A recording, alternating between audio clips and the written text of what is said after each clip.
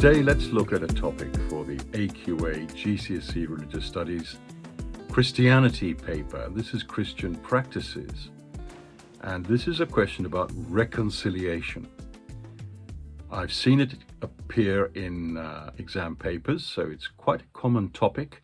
Reconciliation, of course, meaning that the process of bringing people together once they've had a disagreement or a war or some form of trouble between them. It could be in a marriage, but bringing people together is the process we call reconciliation. Now, it could be a 4-mark question. I've seen it like this. Explain 2 contrasting ways in which Christians work for reconciliation. Contrasting, of course, means opposite or different. And I think in the new exam for 2026, it will say different, 2 different ways in which Christians work for reconciliation. Now, I'll give you some examples, and you can then internalize them and use them in an exam question, and either for prep or for an actual exam. So here are some possibilities. Well, reconciliation can take place, for example, after a war, giving food supplies to people who've been devastated by war, or trying to bring about liberation where people have been oppressed. You could refer to Oscar Romero, who was an archbishop in South America, who worked tirelessly and in fact was assassinated because he was working for liberation and justice and equality on behalf of the poor. You might refer to something like the Tear Fund, which is a Christian charity which helps Christians who are being persecuted. And we know that there are about 100,000 Christians across the world every year who are persecuted, lose their lives for their faith, or something to do with their faith. Either it could be they're at a wedding and there's a drive-by shooting. It could be something to do with their work or their employment. So Tear Fund is a very important charity.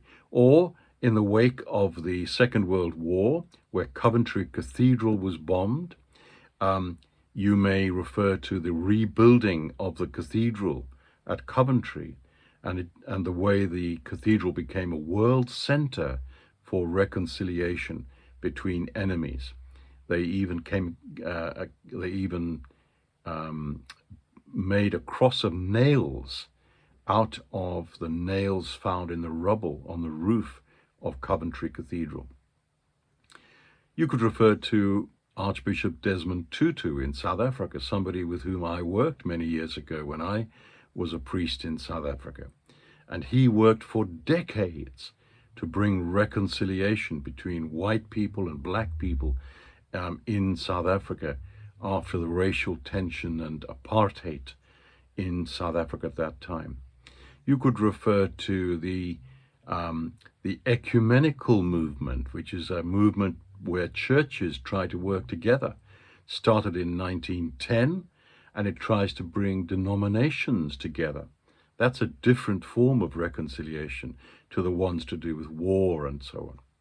Or another example, Interfaith Wales is an organization where different faiths or faith groups in Wales try to work together to reconcile people, especially in the light of the 9/11 attacks in New York in 2001.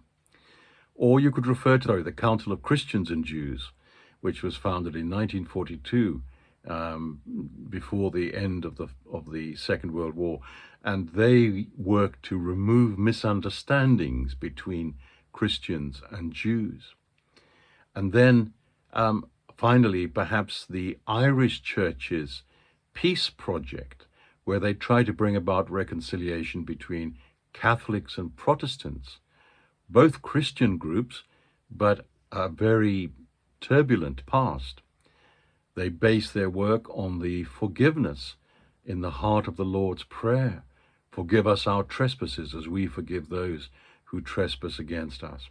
And then a final contrasting view, you could refer to Christians praying to God for forgiveness if they have committed a sin and asking God to be reconciled with them or to forgive them their sins, or if they have sinned against another human being. They might pray to God. So those are some contrasting ideas which would help you in a question on reconciliation.